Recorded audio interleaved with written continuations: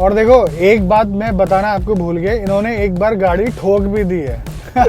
7-7.5 लाख की गाड़ी में इतना कुछ ज्यादा सोचने वाली बात नहीं है। इसमें भी फंस रहा है क्या दूसरे से तीसरा? नहीं। 6 एयरबैग आएंगे बेस वेरिएंट से ही, तो इसके प्राइस बढ़ेंगे। वो तो आप बताओगे भाई। 3-4 साल चलाने के अभी तो मुझे 3-4 महीने हुए हैं, वही मैं देखूंगा कि इसके 3-4 साल बाद इसकी कंडीशन क्या होती है। नमस्कार दोस्तों, एक बार फिर से स्वागत है। बड़ा ही इंटरेस्टिंग वीडियो है क्योंकि बहुत ही ज़्यादा डिमांड वाली गाड़ियां हैं आज हमारे पास और दोनों का हम कंपैरिजन भी करने वाले हैं। और अच्छी बात यह है कि जो फर्स्ट टाइम बायर है उनका पर्सपेक्टिव भी लेने वाले हैं दोनों गाड़ियों को चलाने में। और दोनों की कीमत में 1 रुपये का भी डिफरेंस नहीं है। अगर बेस मॉडल की बात करें 7,03,000 का दिल्ली में पड़ता है दोनों गाड़ियों का। और गाड़ियां मैं आपको बता देता हूँ जिन्होंने धूम मचा रखी है मार्केट के अंदर। अभी देखिए, एक तरफ है आपकी पंच और दूसरी तरफ है हुंडई की एक्स्टर और हमारे राहुल भाई जो कि ऋषिकेश से। आपका बहुत बहुत स्वागत है। Hello sir, thank you. इन्होंने अभी पंच ली है, BS6 फेज 2 है ये। अभी इस एक्स्टर को मैं चला रहा हूँ, लगभग 4700 किलोमीटर के आसपास चला चुका हूँ। दूसरी मजे की बात ये है कि राहुल भाई की ये पहली गाड़ी है। इनको पहले गाड़ी चलानी नहीं आती थी, ये साथ में किसी को ले गए थे टेस्ट ड्राइव के लिए। तो पहला एक्सपीरियंस कैसा रहा गाड़ी के साथ? गाड़ी के साथ जो पहला एक्सपीरियंस था, क्योंकि मैं तो पैसेंजर सीट पे बैठा था, बट ये है कि गाड़ी का लुक ओवरऑल मैंने जो इसको पसंद किया ओवरऑल लुक के कारण किया, इसकी जो 5 स्टार सेफ्टी रेटिंग है उसकी वजह से। जब मैंने बैठा साइड में तो मेरे को तो अच्छा लगा, तो ऑलरेडी मैं कंफर्म था कि मुझे पंच ही लेनी है। अच्छा। तो ऑलरेडी अच्छा फील था, बट उस वक्त चलानी नहीं आती थी और चला के फील नहीं कर पाया। आपने एक्स्टर की तरफ नहीं देखा क्योंकि अभी हाल फिलहाल में ही गाड़ी खरीदी है आपने?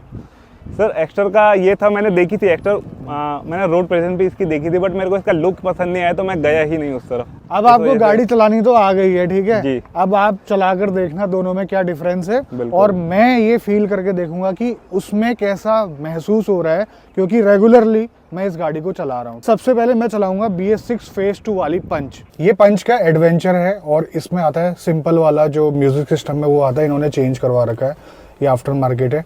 मुझे एक बात बताओ यार, इसमें रिदम पैकेज भी आता है, वो नहीं करा आपने? सर रिदम पैकेज जो मेरे को पड़ रहा था वो अराउंड 8.5 लाख का पड़ रहा था। अच्छा। तो 60-70 हज़ार रुपए एक्स्ट्रा पड़ रहे थे। ओके। बट अगर वो वैल्यू फॉर मनी देखते हुए मैंने क्या किया, मैंने कहा कि 60-70 हज़ार में मैं ओवरऑल जो मुझे गाड़ी का आफ्टर मार्केट करवाना होगा वो मैं करवा लूंगा। उसकी वजह से मैंने सिर्फ एडवेंचर लिया, एडवेंचर रिदम पे मैं नहीं किया। आपने कितना खर्चा करा इसमें म्यूजिक सिस्टम में? म्यूजिक सिस्टम, ये सिर्फ म्यूजिक सिस्टम 13,500 का है। 13,500 का। और वैसे गाड़ी ऑन रोड कितने की पड़ी थी? 7.6 की। तो चलो चला कर देखते हैं। पहले वाली हिलती थी स्टार्ट होने में, ये बिल्कुल भी नहीं हिलती है। और ना इसके गियर लीवर में कोई वाइब्रेशन है, ना नीचे फ्लोर में कोई वाइब्रेशन है, ना स्टीयरिंग में है। और AC अभी गाड़ी का जो है ऑन है, कंप्रेसर जस्ट अभी चालू हुआ है। स्टीयरिंग काफ़ी लाइट है, स्लो स्पीड में, नो डाउट। अब देखो पिछली वाली वीडियो में ना हमने सारे स्पेसिफिकेशन पे बात कर ली थी, अभी सिर्फ और सिर्फ फील पे बात होगी। रिफाइनमेंट हुंडई जैसी तो नहीं है, लेकिन इतनी है कि काम चल जाएगा, आपको रिग्रेट तो फील नहीं होगा। और अगर परफॉर्मेंस की बात करें, जैसे मैं इसको पुश करने की कोशिश कर रहा हूँ, दोनों इंजन में कुछ खास पावर नहीं है, लेकिन प्राइस सेगमेंट के हिसाब से ऑलमोस्ट आपको ऐसा फील कराएंगे कि हाँ सफिशिएंट है। बट हाँ, इसका जो इम्प्रूवमेंट है वो मुझे फील हो रहा है BS6 फेज 1 के कंपैरिजन में, और काफ़ी सही चल रही है। सर पावर की आपने बात की इसमें, हाँ। तो मैंने, ये तो मेरा फर्स्ट टाइम एक्सपीरियंस है, बट जो मेरे ऑफिस कलीग्स हैं या दोस्त हैं, उनके पास अलग अलग गाड़ी हैं, तो उन्होंने जब ये गाड़ी चलाई, तो एक चीज़ जो सबसे पहले फील होती है वो है इनिशियल जो हमें पुश मिलना चाहिए गाड़ी में, वो नहीं आता है, वो पंच में नहीं है, और ये हम सबको मानना पड़ेगा। और ओवरटेकिंग करने में दिक्कत आती है। थोड़ा सा इम्प्रूवमेंट आपको एक्स्ट्रा में देखने को मिलेगा। 4 सिलेंडर इंजन है, लेकिन उतना भी कुछ खास नहीं है कि आपको पूरे मजे आ जाएंगे। लेकिन हाँ, ओवर 3000 RPM वो काफी अच्छा परफॉर्म करता है, नो डाउट।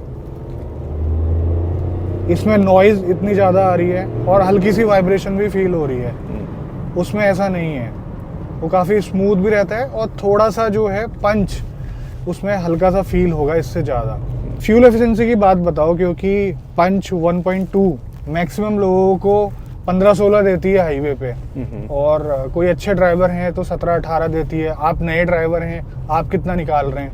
सर मैंने इसमें एक लंबा ट्रिप किया है, मैं अपने होम टाउन हरिद्वार गया था, तो वहाँ पे हाईवे पर मुझे जो इसमें एवरेज मिला है वो 22-23 का जो MID पे शो होता था। अच्छा। 22-23 पे होता था। ओवरऑल जब मैं अपने नोएडा से हरिद्वार घर तक पहुँचा तो वो 19.5-20 का था। अच्छा। और क्योंकि मेरी मैक्सिमम ड्राइविंग सिटी में ही है, क्योंकि ऑफिस से घर, घर से ऑफिस, तो उसमें मेरे को अराउंड 15 साढ़े 15 का एवरेज मिलता है। ये आप टैंक टू टैंक फील करते हैं या फिर?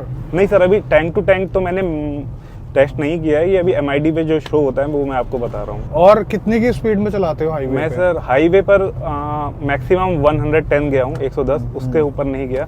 और मेरा जो मैक्सिमम स्पीड रहता है वो अराउंड 80 to 90 रहता है। बट यार मैं कहना चाहूंगा कि अगर कोई भी गाड़ी आप लेते हो, ठीक है, जैसे इन्होंने सिर्फ पंच ही पंच देखी और कोई भी गाड़ी नहीं देखी। पंच से पहले सर मैं एक और चीज ऐड करना चाहूंगा। हाँ। मैं 2021 में जब मैं घर पर था, मेरा वर्क फ्रॉम होम चल रहा था, हाँ, तो मैं घर पर था, तो मैंने टाटा टिगोर लेने की सोची टाटा की गाड़ी थी, क्योंकि सेफ्टी के लिए आपने पता है टाटा का कितना ज्यादा हवा कह लो या उसने किया है। तो टाटा टिगोर मैंने पहले लेने की सोची थी। तो टाटा टिगोर जब मैं यहाँ पे आया, वो मेरे को अराउंड पड़ रही थी, मैं उसका AMT वेरिएंट ले रहा था, जो XM में AMT आता है, वो अराउंड मेरे को पड़ रहा था 8.5 लाख का ही। बट उसके बाद मैंने पंच देखी, पंच का लुक मेरे को अच्छा लगा। और मैं एक चीज और ऐड करना चाहूंगा कि मैं लास्ट मोमेंट जब मैंने 30 अक्टूबर को बुकिंग की, मैं AMT ही ले रहा था। बट जो मेरे सीनियर जो मेरे साथ आए थे, उन्होंने मेरे को इंसिस्ट किया कि AMT मत लेना, मैनुअल ले ले तो सीख जाएगा, क्योंकि मेरे अंदर वो डर था यार मैं सीख पाऊंगा कि नहीं, चला पाऊंगा कि नहीं।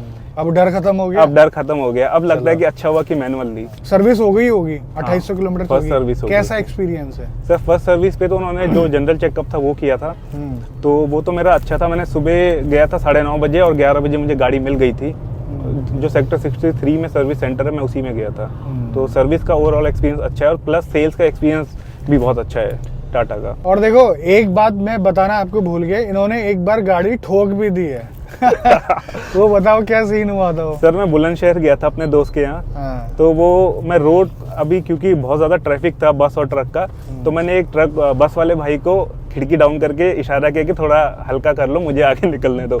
तो उन भाई ने शायद उस वक्त तो देख लिया, उन्होंने ब्रेक मारा, तो मुझे लगा कि वो आगे जाने दे रहे, मेरे को हिंट दे रहे। तो मैं आगे जैसे ही निकला, उन्होंने भी आगे बढ़ा दी। तो साइड बाय साइड वो पूरी रगड़ती हुई गाड़ी गई आपके लेफ्ट हैंड साइड से। तो उसके बाद वो सर्विस सेंटर जो 63 में ही है, उसमें ही वर्कशॉप जो है, उसमें मेरा पूरा चेंज हुआ था। ओवरऑल आगे का जो पैनल था वो चेंज हुआ था पूरा, और हेडलाइट भी टूट गई थी उसमें। अब देखो मैं अभी 3rd गियर में हूँ। 3rd गियर में मैंने यू टर्न लिया, ठीक है, और लगभग 900 RPM के आसपास आ गई थी गाड़ी। उसके बाद भी उठा रहा हूँ तो उठ रही है, कोई दिक्कत वाली बात नहीं है। ये इम्प्रूवमेंट जो है काफ़ी सही लगा मुझे। देखो एक दूसरे ब्रांड को देख के इम्प्रूवमेंट तो करना ही पड़ता है, क्योंकि कंपटीशन इतना खतरनाक हो चुका है मार्केट के अंदर।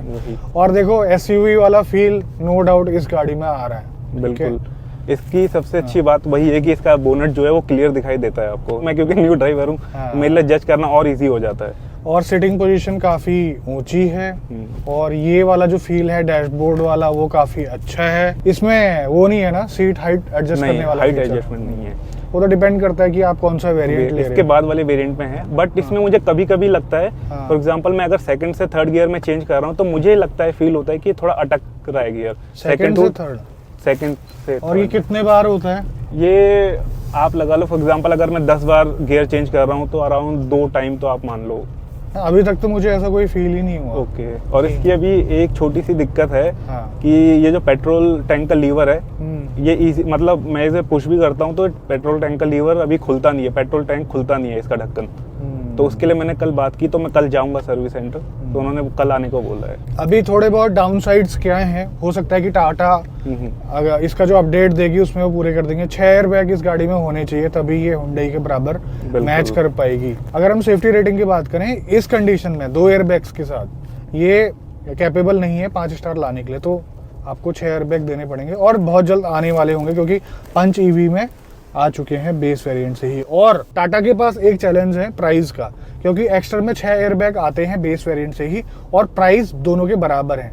6 एयरबैग आएंगे बेस वेरिएंट से ही, तो इसके प्राइस बढ़ेंगे, तो वहां पर हो सकता है कि ये मात खा जाए। इसमें सर मेरे को 1-2 फीचर लगते हैं जो होने चाहिए, जो अभी शायद नहीं है इसमें। एक तो आपका हिल असिस्ट होना चाहिए, वो मुझे जरूरी लगता है कि हिल असिस्ट, फॉर एग्जांपल कोई अगर परफेक्ट बंदा नहीं है, जो परफेक्ट ड्राइवर नहीं है, उसके लिए बहुत इंपॉर्टेंट हो जाता है वो। और दूसरा चीज सर, जो इसमें ORVMs हैं, वो आपके वो नहीं है, ऑटोमेटिक नहीं है, वो आपको मैनुअली करने पड़ता है। यहाँ तक कि अगर आप अकॉम्प्लिश में भी जाओगे, जो इसका 2nd टॉप वेरिएंट है, 3rd टॉप वेरिएंट है, उसमें भी नहीं है। तो ये कंपनी को, अगर आप कोई बंदा जिसमें 4 वेरिएंट्स आते हैं 3rd ले रहा है, तो एटलीस्ट उसको ORVMs ऑटोमेटिक मिलने चाहिए। सस्पेंशन के मामले में पंच आपको एक्स्टर से एक लेवल ऊपर लगेगी। हमने लद्दाख किया हुआ है, ग्राउंड क्लियरेंस की कोई भी दिक्कत नहीं आती है। एक्स्टर के साथ हमने अभी हिल में थोड़ा बहुत एक्सपीरियंस लिया था, एक ख़राब सड़क में वो गाड़ी नीचे से लग रही थी। उसका हो सकता है कि बम्पर की जो आगे की लिप है वो लग रही हो, या फिर और कोई चीज़ भी लग रही हो नीचे, लेकिन आवाज़ आ रही थी बार बार। तो ये कमी तो है उसमें, नो डाउट। हालांकि कंफर्ट बहुत अच्छा है उस गाड़ी में, नो डाउट। और सस्पेंशन ऐसे हैं, बड़ी जल्दी सेटल हो जाते हैं, गाड़ी बिल्कुल स्ट्रेट चलती है।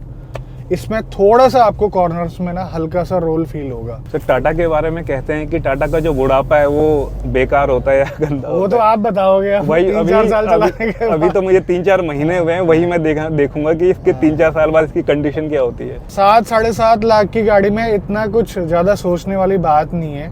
ये गाड़ी 5 साल भी बिना किसी परेशानी के चल जाए तो आपके पैसे पूरे वसूल हो ही जाएंगे। बिल्कुल, क्योंकि मैक्सिमम जो इस बजट में जाते हैं ना, वो अपनी फर्स्ट कार लेते हैं, जी। ठीक है ना। तो उनको सेफ्टी प्रायोरिटी चाहिए, क्योंकि चलानी भी नहीं आती कई लोगों को, वो सोचते हैं कि यार ठुक जाएगी, क्या होगा। दूसरा, आजकल इतने जागरूक हो चुके हैं लोग, तो सेफ्टी को कंसिडर कर रहे हैं, जो कि काफ़ी अच्छी बात है। और सर्टिफाइड सेफ्टी रेटिंग में तो ये लेकर आई है।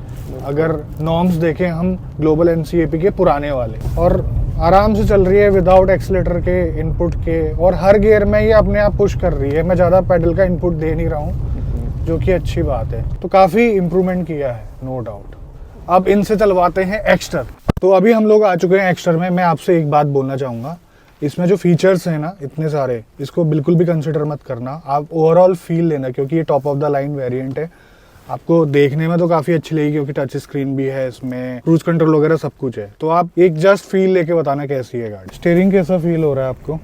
स्टीयरिंग भी इसका बहुत लाइट है एज कम्पेयर टू पंच, दोनों आई थिंक बराबर ही हैं। और बैठने के बाद कैसी पोजीशन, सीटिंग पोजीशन कैसी लग रही है? देखो मैंने तो नीचे करी है, आप ऊपर भी कर सकते हो। ओके सर, पंच में क्योंकि फिक्स सीट है तो उसमें तो थोड़ा ऊंचा फील होता है, ये मैंने एडजस्ट नहीं की, तो इसमें थोड़ा नीचे फील हो रहा है, बट वो हम एडजस्ट कर सकते हैं, तो उसमें कोई दिक्कत नहीं है। इसमें भी फंस रहा है क्या दूसरे से तीसरा? नहीं, इसमें फील नहीं हो रहा है। और क्लच कैसा है? क्लच का ट्रैवल कैसा है? ट्रैवल एज कम्पेयर टू पंच कम है, उसमें तो बड़ा डीप जाना पड़ता है। सीटों का कंफर्ट आपको कैसा लग रहा है? सीट का कंफर्ट ठीक है, अच्छा है। ओवरऑल जो फील है एज ए न्यू बायर, ठीक है, आपको कैसा फील करा रही है गाड़ी? एज कम्पेयर टू पंच, जो मुझे इसका गियर चेंज करने में वो बड़ा स्मूथ सा लग रहा है एज कम्पेयर टू पंच। हाँ, अब मुझे लग रहा है वो पता नहीं। और स्टीयरिंग तो दोनों का बड़ा स्मूथ है।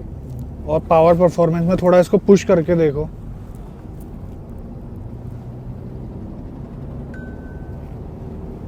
इसमें मैं ये कहूँगा सर, जैसे हम इसको एक्सेलरेट कर रहे हैं तो इसमें इतना ज़्यादा आवाज़ नहीं है एज कम्पेयर टू पंच। पंच में अगर हम एक्सेलरेट करते हैं तो आवाज़ आती है कैबिन। बोनट दिख रहा है इस गाड़ी का आपको? बिल्कुल, इसका तो क्लियर दिखाई। इन्होंने एक चीज गलत करी ना, इन्होंने नियोस और ओरा जैसा इसमें डैशबोर्ड दे दिया। ये तो कम से कम अलग करना था यार। ये वाली फील जो है ना वो गलत है। अगर नॉर्मल में देखूं, क्योंकि अभी मेरे को 3-4 महीने हुए हैं, हाँ। तो इतना ज़्यादा डिफरेंस वैसे नॉर्मली विजिबली पता चलेगा, जैसे वाइब्रेशन वगैरह का, और गाड़ी की जो स्मूथनेस है, इंजन का जो स्मूथनेस है वो पता चलेगा।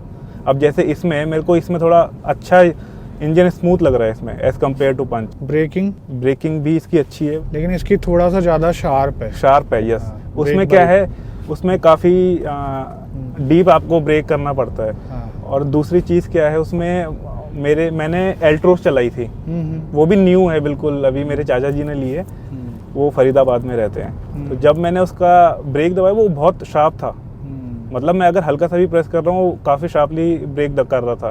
तो उन्होंने मेरी पंच चला के देखी, तो उन्होंने कहा यार इसके ब्रेक ना लग नहीं रहे हैं, तो एक काम करना, सर्विस सेंटर में जाके चेक करवाना। तो मुझे तो उसकी आदत हो गई थी, तो उसकी कोई दिक्कत नहीं है। अगर आपको गाड़ी चलानी आती तो आप अलग अलग गाड़ियाँ चला कर देखते? बिल्कुल, मैं एक बार वैसे मैग्नाइट की भी टेस्ट ड्राइव लेता अगर मेरे को आती। ओके, अच्छा हुआ नहीं लिया आपने मैग्नाइट। हाँ, वो उसका मैंने रिव्यूज देखे हैं, काफ़ी बेकार रिव्यूज हैं उसके। अब 7 या 7.5 लाख रुपए खर्च करने होंगे, किस गाड़ी पे जाओगे आप? अभी भी अगर पंच और एक्स्ट्रा में से चूज करना पड़ा तो मैं पंच में जाऊंगा, क्योंकि उसका मुझे लुक बहुत पसंद आता है। मुझे एक्स्ट्रा का लुक उतना ज़्यादा, इसलिए मैंने जब इसको रोड में नई गाड़ी देखी थी तो उतना ज़्यादा पसंद नहीं आया था। बट इसका बिल्कुल भी आपको वाइब्रेशंस, मतलब हाई आरपीएम पे फील नहीं हो रहा है। फील गुड फैक्टर कह सकते हैं इस गाड़ी में। बिल्कुल, अच्छा है। बिल्कुल। देखो भाई, यही रीजन है पंच वाले पंच पे ही जा रहे हैं, ठीक है। दोनों गाड़ी के परफॉर्मेंस में तो 19-20 का ही फर्क है, बट जो ओवरऑल चीज़ अलग कर देती है पंच और एक्स्टर को, कि पंच में सेफ्टी रेटिंग अच्छी है, प्लस उसके लुक की वजह से भी लोग उसे ज़्यादा प्रेफर कर रहे हैं। दूसरी चीज ये है कि उसमें इतनी ज्यादा वेटिंग भी नहीं है, तुरंत मिल जा रही गाड़ी। आपको कितने दिन में मिल गई? मैंने 30 अक्टूबर को बुकिंग की थी और 31 अक्टूबर को मुझे सुबह गाड़ी मिल गई थी। एक दिन में? एक दिन में, क्योंकि एक कस्टमर की बुकिंग थी, वो 12 दिन से वेटिंग में चल रही थी। अच्छा। और उन्होंने ली नहीं थी, तो उन्होंने फिर वो अक्टूबर मंथ उनको क्लोज करना था, उन्होंने वो गाड़ी मुझे दे दी। एक्स्ट्रा में लगभग 4 से 5 महीने की वेटिंग जा रही है। देखो, इनके बैठने के बाद एज सच कोई दिक्कत मुझे यहाँ पर हो नहीं रही है। अच्छा खासा लेग रूम है, हेडरूम इस गाड़ी का काफ़ी अच्छा है, नो डाउट, और काफ़ी एयरी फील भी कराती है। ये सारी बातें हम पुरानी वीडियोस में कर चुके हैं। मैं इसको अब पंच के बाद चला रहा हूँ तो फीलिंग बिल्कुल अलग है। सुपर साइलेंट इंजन है और साथ के साथ स्मूथ भी है, अच्छा खासा। ये आपको चलाने में फील होगा जैसे ही आप बैक टू बैक चलाएंगे तो इसका जो एहसास है चलाने का, फील गुड फैक्टर है, उससे काफ़ी अच्छा है। हालांकि उस गाड़ी में भी अच्छी खासी इंप्रूवमेंट करी है, लेकिन उसके बावजूद भी ये उससे ऊपर है। और पावर डिलीवरी की भी बात करूं तो ये उससे अच्छी है। आपको डिसाइड करना पड़ेगा कि आपकी प्रायोरिटी क्या है। हालांकि हुंडई को इसको एसयूवी बोलने से पहले इसके जो एसयूवी वाले बेसिक्स हैं ना, उनमें थोड़ा सा काम करना चाहिए था। और अगर आप ऐसी जगह पर रहते हैं जहां पर रोड बिल्कुल खराब है, आपको बहुत परेशानी होती है बाकी गाड़ियों में, तो वहां पर पंच आपको काफी अच्छा फील कराने वाली है, नो डाउट। दोनों प्रोडक्ट के क्या डिफरेंस है और फील कैसा कराती है वो आपको पता चल गया होगा, क्योंकि हमने बदल बदल के गाड़ी चलाई। देखो, ये एक अलग चीज है। अब उसके बाद आती है सबसे बड़ी बात, आफ्टर सेल सर्विस। इतना चलाने के बाद मुझे इतना भरोसा इस गाड़ी में हो गया है कि ये मुझे कभी भी परेशान नहीं करेगी। दूसरा, जो सर्विस है इनकी हुंडई वालों की, वो लाजवाब है। 6 साल मैंने टाटा रखी है, ठीक है। अभी मैं महिंद्रा यूज़ कर रहा हूँ, तो मुझे इस गाड़ी पे ज़्यादा भरोसा है अपनी स्कॉर्पियो एन से, ठीक। इतनी बड़ी बात मैंने बोल दी, आप समझ लेना। और रही टाटा की बात, ओवर द टाइम इन्होंने इम्प्रूव कराया है, लेकिन अभी भी काफ़ी शिकायतें देखने को मिलती है। तो ये भी एक बहुत बड़ा डिसाइडिंग फैक्टर है अगर आप गाड़ी लेने जाएं तो। हालांकि इनके साथ ऐसा कुछ नहीं है, इनका जो एक्सपीरियंस है सेल्स का भी, सर्विस का, वो काफ़ी अच्छा था। तो थैंक यू राहुल भाई, अच्छा लगा आपसे मिलके। आपने जो इनपुट दिए गाड़ी के और आपने जो चलाने का मौका दिया अपनी BS6 फेज 2 वाली गाड़ी का। तो आज की वीडियो में बस इतना ही। मिलते हैं बहुत जल्द आपसे एक नई वीडियो में, तब तक के लिए बाय बाय। ख्याल रखिए अपना। भारत माता की जय।